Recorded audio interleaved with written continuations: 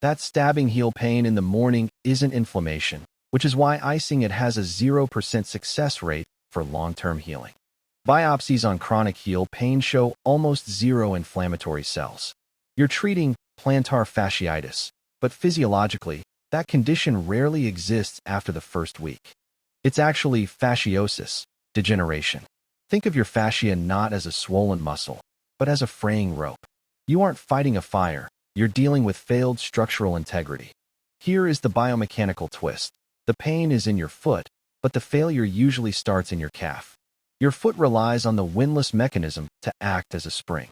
When the calf is too weak to absorb load, that energy bypasses the muscle and dumps directly into the fascia. The tissue can't handle the spike, and it begins to die. So, if it's degeneration and not inflammation, traditional rest and stretching actually delay healing. We need to signal the body to rebuild collagen through high-load strength training. The gold standard is the Rathleff Protocol. You place a rolled towel under your toes to activate the Windlass Mechanism, then perform heavy calf raises. This specific tempo is non-negotiable. Start with body weight, but you must add weight as pain allows.